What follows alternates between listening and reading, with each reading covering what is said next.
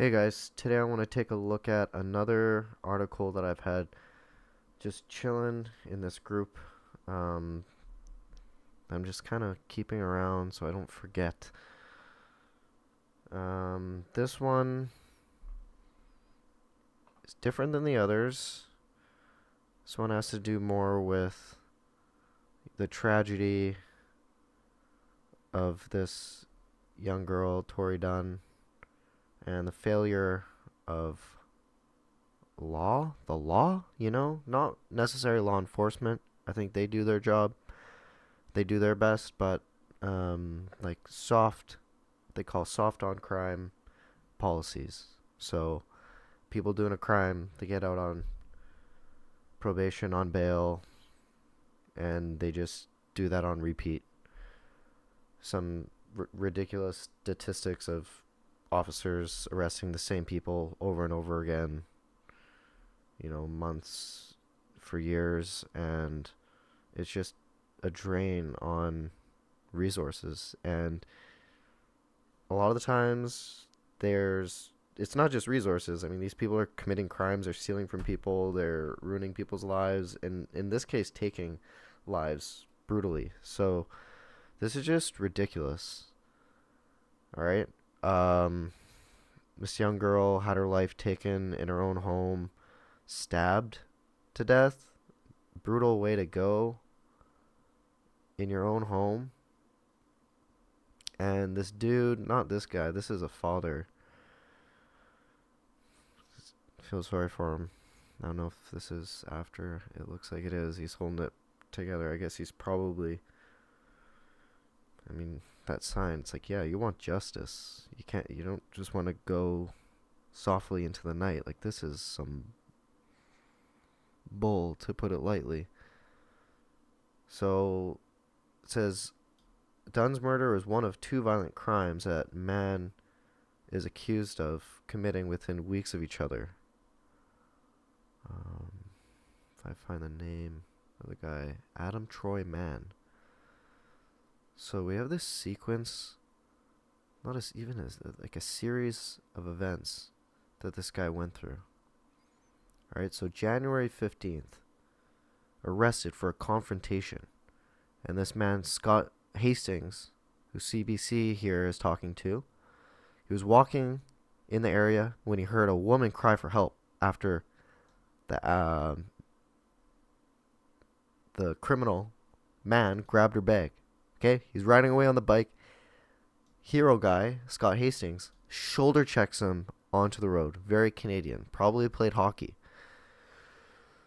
Guy gets off the bike, falls off the bike, I guess, squares up with the hero. He's about to pull out a can of pepper spray or bear spray when police officer just materializes. I mean, usually at like a train station or something, cops are around. So he gets arrested, awaiting trial on charges, when he's caught again stealing merchandise. Okay, a little bit different, but this guy's just, not a productive member of society right now. He's convicted of theft, sentenced to 8 days in jail, ordered to keep the peace and be on good behavior. Okay, and he's ordered to, so he's gonna change. Not all right. 3 weeks later, he's sentenced 60 days in jail. Okay, no, this was for the previous incident, so I guess he had to go to jail. I mean, go to trial, go to court. He got his sentencing. He was credited for 30 days served. I don't know why they're so lenient. I mean, 60 days, 30 days. I feel like it should be more to really deter anybody from thinking, like, I'm going to try it again. I'm going to try more crime. I'll just be more sneaky about it. I'll be smarter about it. No, like, put this person away where they're never going to think about it again. Get a job. Be a productive member of society. Period. All right, so you get probation. Now he gets probation. He's ordered again, so he's not going to do it. Possess any weapons, knives, or noxious spray. ordered to keep the peace and be of good behavior. So you know he's gonna be. So that's a lie. Despite those two orders, he allegedly commits counts of robbery in Vancouver late April. He's released on another promise to pay $500 in relation to those charges, with a promise not to go anywhere near the victims, not to possess any items. What about other people? Everyone around this guy is a potential next victim. This guy shouldn't be around anybody. And then at that point, what I'm describing is jail. This guy should be in jail. 3 days after the stabbing in Surrey, a man's charged with in Vancouver with violating the probation he got for the attack involving Hastings. So yeah, because he was on ordered not to possess any knives. I guess here was this was literally late April.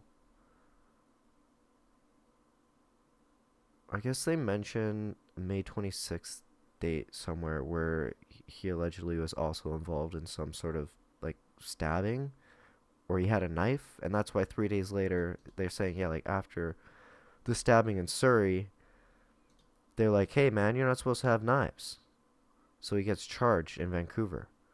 Then he gets released the same day on the same terms as the previous bail, promised to pay $500 with no deposit. Oh, that's so bad. Bail document says man has no fixed address. So this guy's just going to be out and about. Where's this guy even going? What do they call those people? Like, not a roamer, but this guy's just going to be like a problem. Okay, let's just put it that way. He's convicted on breach of that probation, on file June 5th, sentenced to 10 days in jail. So what, he's out June... What? 10 days in jail? Okay, yeah, and he's out June 15th. The next day, maybe it rounds to the next day after. Maybe the same day. He gets out and murders Tori Dunn.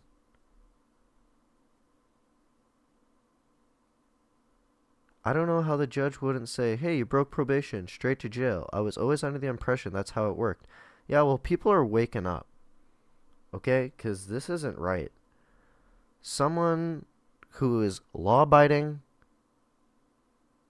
productive member of society shouldn't be losing their lives to somebody who had already not even just gone through like strike one, strike two, strike three. I mean, I think he hit all those strikes. He should be in jail. But it's one thing to steal bread from the store